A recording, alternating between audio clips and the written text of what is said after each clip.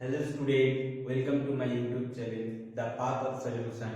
আজকে আমি তোমাদের ক্লাস 10 এর মডেল অ্যাক্টিভিটি টাস্ক করাবো। ফেব্রুয়ারির যে সেকেন্ড পার্ট যেটা দিয়েছিল অঙ্কের, সেটা ফার্স্ট অঙ্কটা ছিল ঠিক উত্তরটি বেছে নিয়ে লেখো। তা অপশন বলেছে সরল সুদের ক্ষেত্রে দ্বিতীয় বছরের সুদ। অপশন এ তে ছিল তৃতীয় বছরের সুদের অসমান, অপশন বি তে ছিল চতুর্থ বছরের সুদের অসমান, অপশন সি তে ছিল যে কোনো বছরের সুদের অসমান, অপশন ডি তে ছিল প্রথম বছরের সুদের সমান। তো অ্যানসারটা হবে অপশন ডি, প্রথম বছরের সুদের সমান। কোন মূলধন বার্ষিক একটি সরল সুদের হারে এক বছরে 120 টাকা এবং 2 বছরে 140 টাকা হলে মূলধনের পরিমাণ হবে, এখানে অ্যানসারটা হলো অপশন ডি 100 টাকা।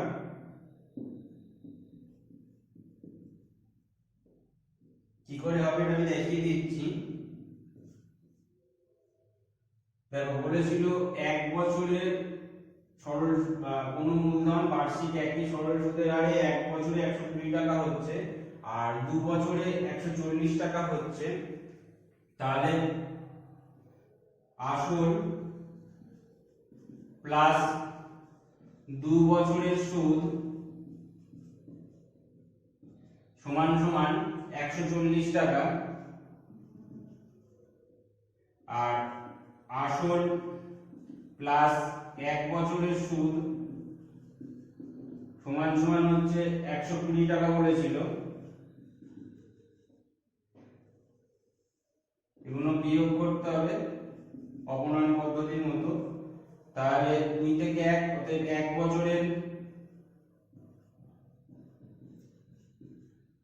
বছরের সুদটা কত বের হচ্ছে 140 মাইনাস 120 সমান সমান হচ্ছে 20 টাকা। তাহলে 1 বছরের সুদটা কত বের হচ্ছে 20 টাকা। তাহলে মূলধনটা বললো ছিল মূলধন আর আসলে একই জিনিস, অতএব মূলধনের পরিমাণ 1 বছরের সুদে আসলে কত টাকা হচ্ছিল 120 টাকা, আর 1 বছরের সুদ কত বেরিয়েছে 20 টাকা। তাহলে 120 টাকা থেকে 20 টাকা যদি বিয়োগ করে দিই তাহলে মূলধনটা বেরিয়ে যাবে, মানে হচ্ছে 100 টাকা। মূলধনের পরিমাণ 100 টাকা। বলেছিল বার্ষিক টি% সুদের হারে টি টাকার 1 বছরের সুদ হবে, এখানে অ্যানসার যেটা হবে অপশন সি,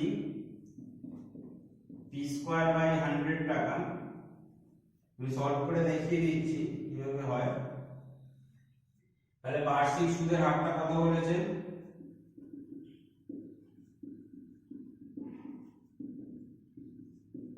p% বলেছে, আর আসলটা কত বলেছে p টাকা বলেছে, সময়টা কত বলেছে 1 বছর। তাহলে সুদটা বার করতে হবে, অতএব সরল সুদ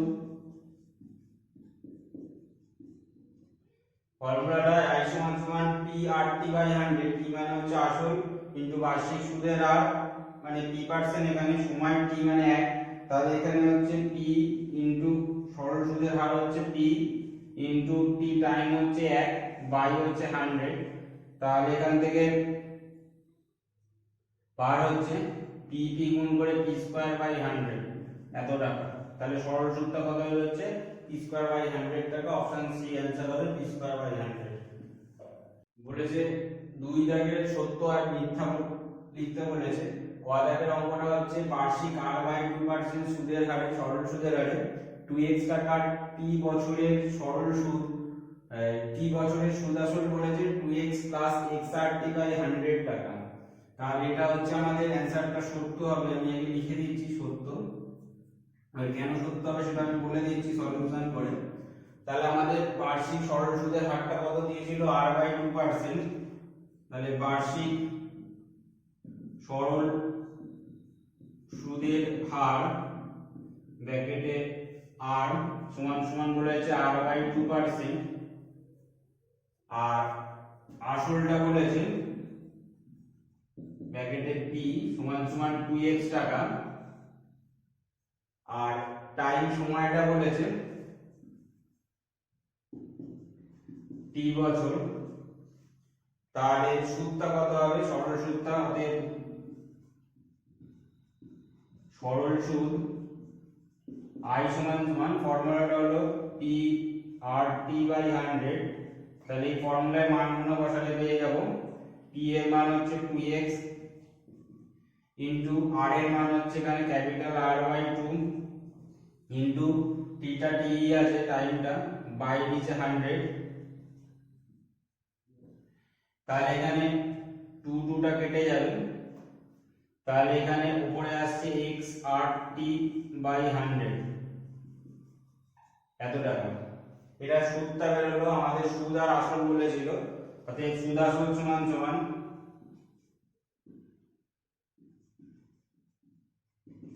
আসলটা দিয়েছিল হচ্ছে 2x টাকা, তাহলে 2x plus x r t by 100 এত টাকা।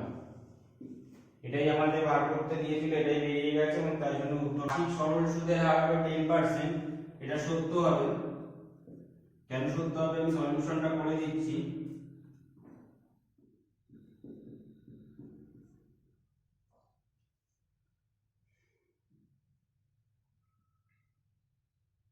দেখো মূলধন মনে করি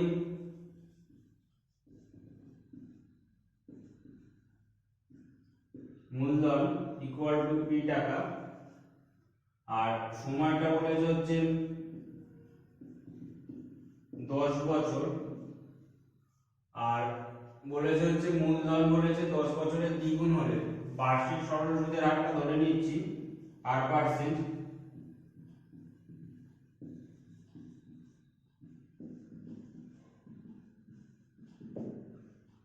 আর মূলধন যদি 10 বছরের দ্বিগুণ হয় তাহলে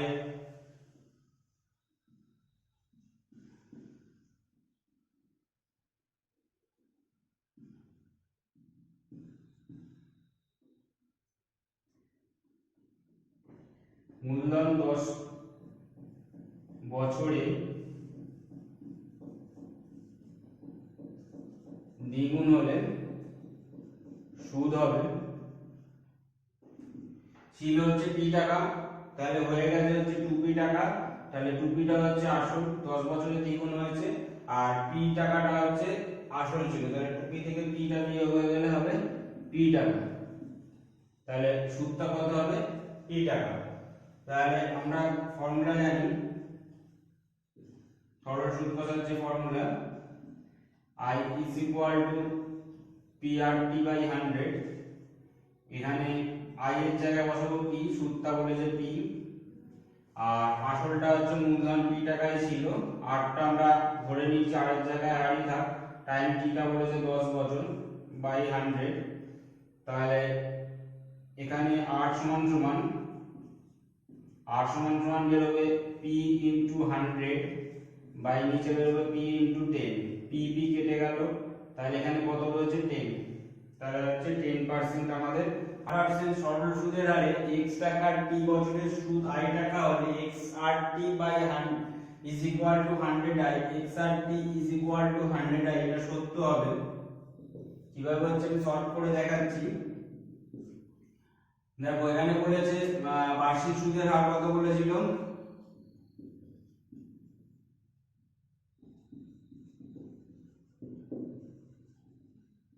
8% বলেছিল, আর কত টাকা বলেছিল আসল?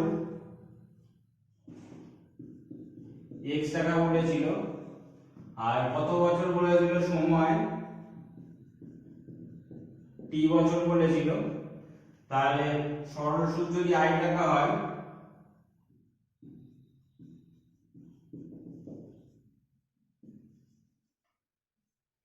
তাহলে আমরা কি জানি?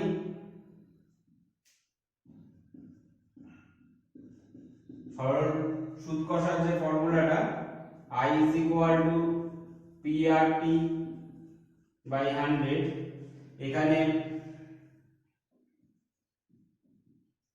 t বলেছে আসল বলেছে হচ্ছে x টাকা, rটা হচ্ছে ক্যাপিটাল R ইনটু টিটা বলেছে ক্যাপিটাল T বাই 100। যদি কোণাকুণি গুণ করো তাহলে হবে 100i is equal to x r t, এটাই আছে x30 সমান সমান 3 এর ক দাগের অঙ্কটা বলেছে শতকরা বার্ষিক সরল সুদের হার 8% হলে কোন টাকা কত বছরের সুদ আসলের 8/25 অংশ হবে 8/25 অংশ হবে তা নির্ণয় করো।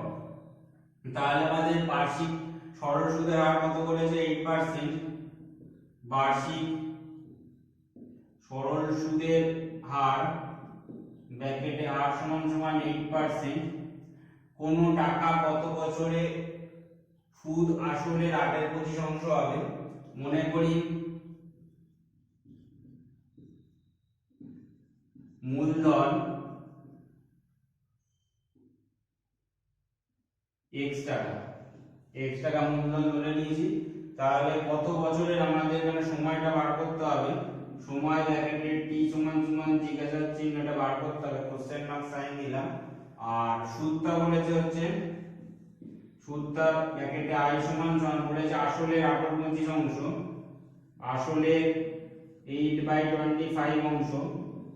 তাহলে আসলটা আমরা কত ধরেছি, আসল মানে হচ্ছে মূলধন, আসলটা ধরেছি হচ্ছে x টাকা, তাহলে x গুণ 8/25 এত টাকা, এটা হলো সুদটা। তাহলে আমরা ফর্মুলাটা কি জানি, সরল সুদ কষার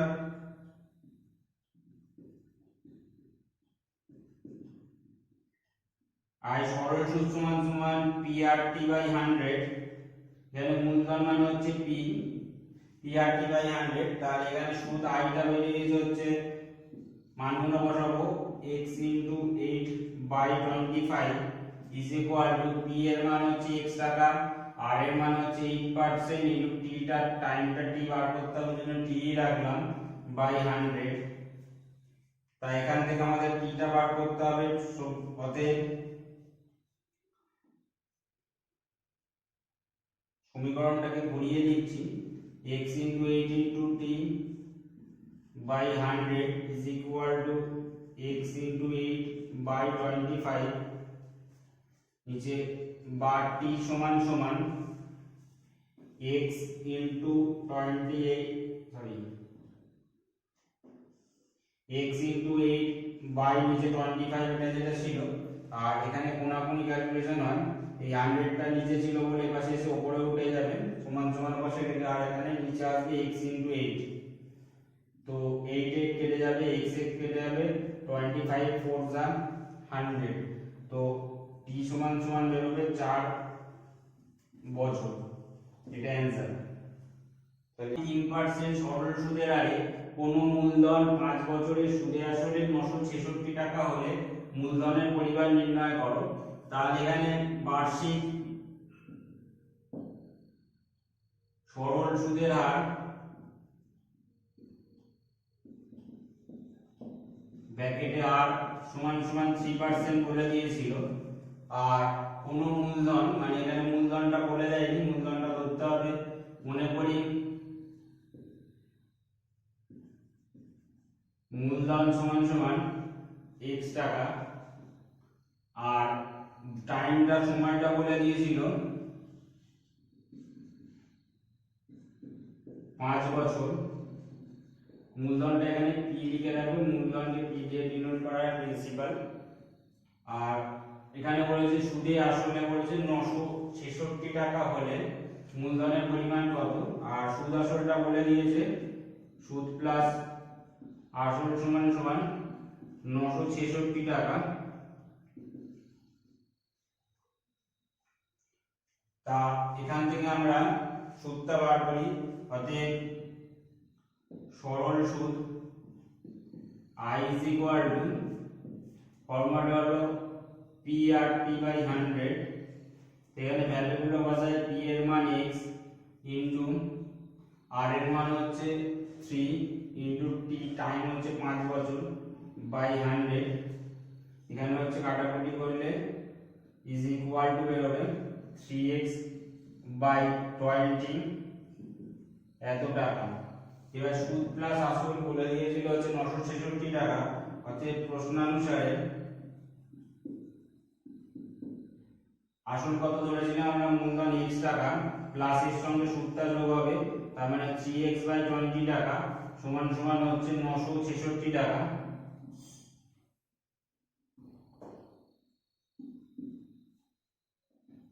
বা এখানে 20 লসাগু হবে, তাহলে 20x plus 3x is equal two 966, বা 23x by 20 is equal two 966, বা x is equal two 966 into 20 divided by 23.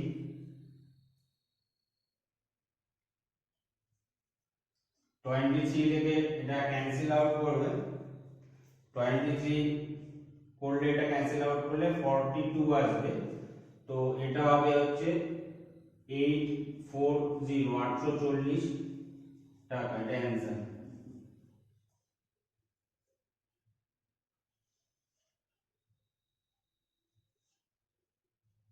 দেখো এখানে আমি এটা ডিভাইড করে দেখিয়ে দিচ্ছি। 966 কে 23 দিয়ে 423 যা 92, তো এই 46 আসছে। তো 23 কে 2 দিয়ে মাল্টিপ্লাই করলে 46 আসবে। তো 42 হচ্ছে 23 যেহেতু একটা মৌলিক সংখ্যা, 23 দিয়ে এটা কাটলে 42 আসবে আর 840 টাকা উত্তর। তাহলে এখানে ব্যাংকে 4000 টাকা এবং বি পোস্ট অফিসে 4000 টাকা জমা রাখে। 4 বছর পর তারা সুদ সহ 4640 টাকা 4800 টাকা ফেরত পান। ব্যাংক ও পোস্ট অফিসের বার্ষিক শতকরা সরল সুদের হারের অনুপাত নির্ণয় করো। তাই এখানে ফার্স্টে আমি এই মাসে ব্যাংকের ক্ষেত্রে করছি, আর এই কাজটা পোস্ট অফিসের ক্ষেত্রে করছি।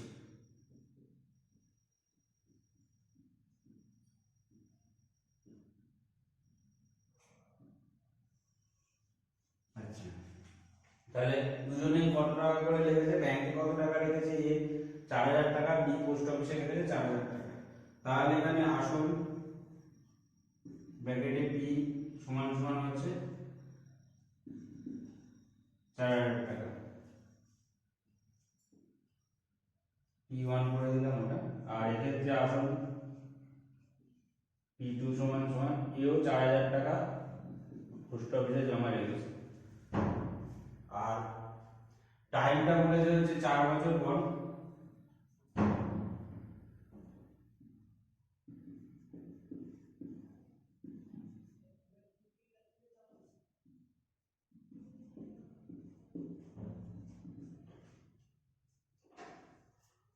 আর বলেছে সুদ সহ 4640 টাকা পেয়েছে।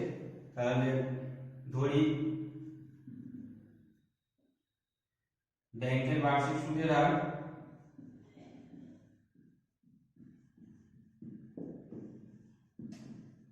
আর 1%, আর এর ধরি পোস্ট অফিসের বার্ষিক সুদের হার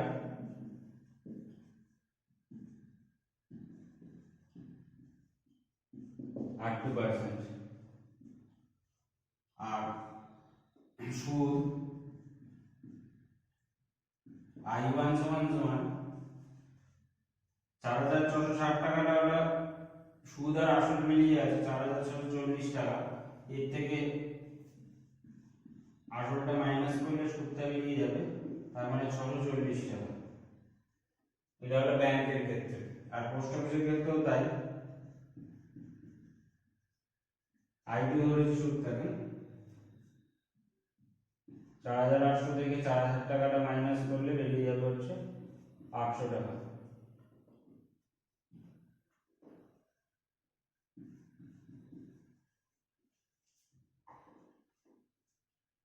এবারে I1 সমান সমান P1 R1 into T by 100, আর এখান থেকে I2 সমান সমান P2 R2, এখানে গুণ চিহ্ন দিয়ে দিচ্ছি T by 100। এখানে মান বসাবো, I1 এর মান 640,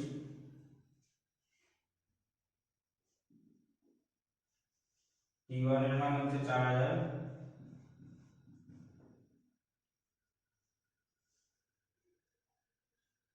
R1 এর মান হচ্ছে বার করতে হবে, R1 এর টি মান হচ্ছে 4 বছর বাই 100। তাহলে এখানে 4000 into R1 into 4 equal to 640 into 100। কোনাকুনি গুণ করা হয়েছে, করিয়ে এটা ঘুরিয়ে দিয়েছে, বা R1 সমান সমান 640 ইন্টু 100 ডিভাইডেড বাই 4000 ইন্টু 4। শূন্য শূন্য গুলো কেটে যাবে, 4 × 4 4 4 24 4 4 16 সমান সমান 4% হচ্ছে। আর এদিকে T2 I2 মানটা 400 ইজ ইকুয়াল টু T2 এর মান হচ্ছে 4000 ইন্টু R2 টা R2 ই থাকবে, T মান হচ্ছে 4/100 নিচে বা 800 into 100 is equal to 4000 into R2 into 4, বা R2 is equal to 800 into 100 divided by 4000 into 4।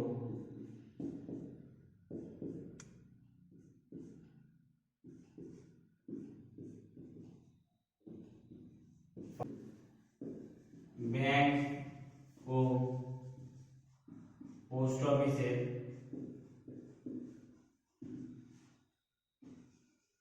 বার্ষিক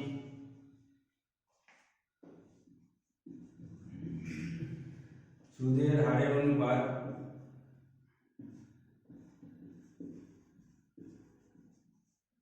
is equal to R1 is to R2 is equal to 4 is to 5। এটা হবে অ্যান্সার। 4 থেকে কয় নম্বরটা বলেছে, মিস্টার এ চাকরি থেকে অবসর নেওয়ার সময় গ্র্যাচুইটি বাবদ এককালীন 12 লাখ টাকা পেলেন। এই টাকা এমন ভাবে তিনি ভাগ করে এলআইসি আর ব্যাংকে আমানত করতে চান যেন প্রতি বছর সুদ বাবদ তিনি 90,000 টাকা পান। যদি এলআইসি ও ব্যাংকের বার্ষিক সুদের হার যথাক্রমে 8% ও 7% হয়, তবে তিনি কোথায় কত টাকা রেখেছেন? মনে করি তিনি x টাকা এলআইসি তে এবং 12 লাখ মাইনাস x টাকা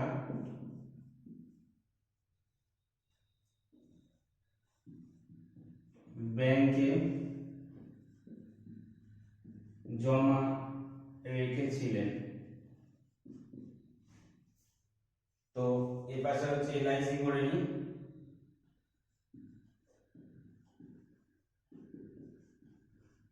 দুটো এমভাবে ভেঙে করলে কি তোমাদের দেখে বুঝতে সুবিধা হয়। আর এদিকে হচ্ছে ব্যাংক, তাহলে আসল এলআইসি তে আসল হচ্ছে পি হচ্ছে x টাকা তিনি রেখেছিলেন, আর বার্ষিক সুদের হার বলেছিল এলআইসি 8%, তাহলে সুদের হার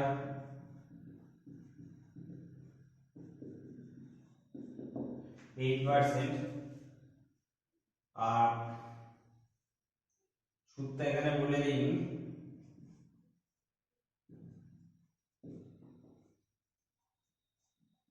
ধরি সুদ সমান সমান I1। আর এখানে যেহেতু বছরে প্রতি বছর সুদ বাবদ তিনি 90,000 টাকা করে পেতেন, তাহলে এখানে সময়টা টিটা 1 বছর ধরে নেবে। আর ব্যাংকের ক্ষেত্রে ঠিক এমন ভাবে আসল হচ্ছে কত টাকা বলেছে? 12 লাখ মাইনাস এক্স টাকা। এটা ব্যাংকে রেখেছে 12 লাখ মাইনাস এক্স।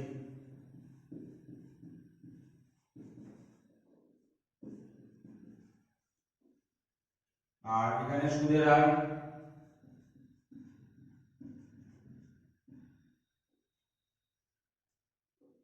এটাকে P1 করে দাও, এটাকে P2 করে দাও, R1 করে দাও, এটাকে R2 করে দাও। 7% বলেছে। সুদটা বলে ধরি, সুদটা হচ্ছে I2 ধরে নিলাম, আর সময়টা এখানেও 1 বছর।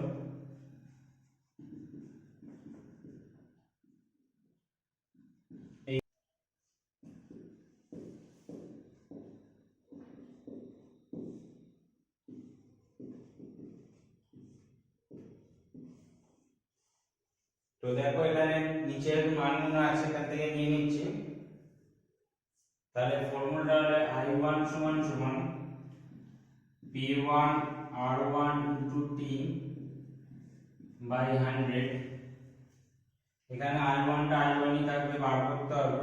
P1 এর জায়গায় x, R1 এর জায়গায় 8, T টা 1 বছর বাই 100 সমান সমান 8x বাই 100 এত টাকা। এটা হলো I1 টা বের হলো। ঠিক সিমিলারলি I2 টা বার করব। I2 সমান সমান P2 * R2 * T বাই 100। এখানে P2 টা হচ্ছে 12 লাখ মাইনাস x,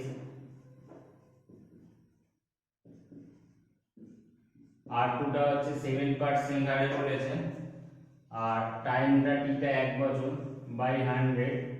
তাহলে এটা যেমন আছে তেমনই রাখবো।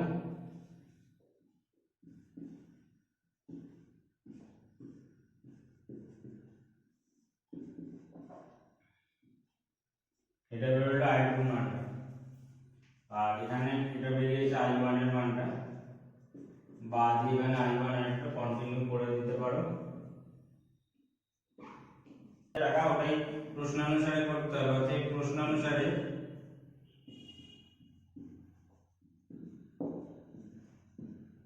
I1 plus I2 is equal two 90,000 টাকা।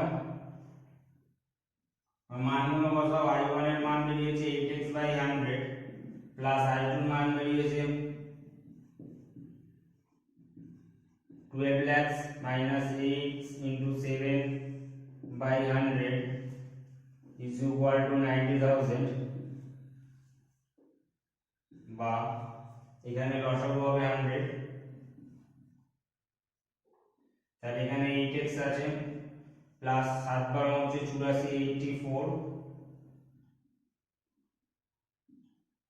84 এর বাজে 5টা শূন্য হবে, minus 7x is equal to 90,000।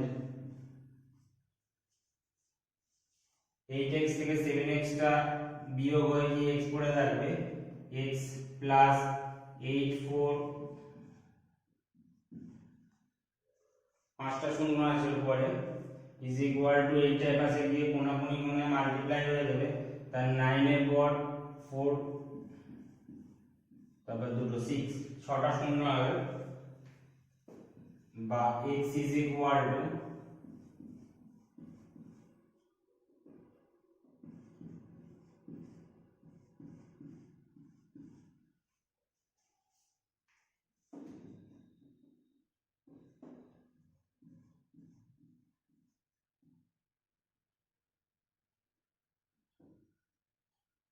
তো 6 lakhs।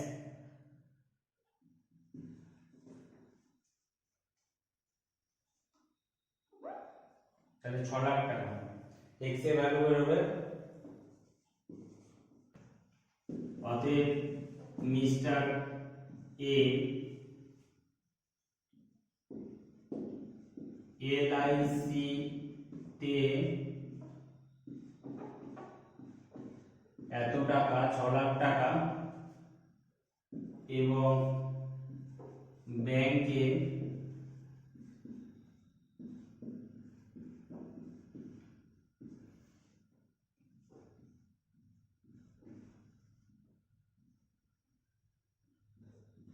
এত টাকা ইজ ইকুয়াল টু 6 লাখ টাকা জমা রেখেছিলেন। এটাই হবে অ্যান্সার। ক্লাস 10 এর মডেল অ্যাক্টিভিটি টাস্ক পার্ট 2 ফেব্রুয়ারি 2022 এর অঙ্ক শেষ হলো। আমার অঙ্ক করানোর নিয়মগুলো যদি তোমাদের ভালো লেগে থাকে তাহলে আমার চ্যানেলটাকে সাবস্ক্রাইব করে দিও, লাইক শেয়ার এবং কমেন্ট করো।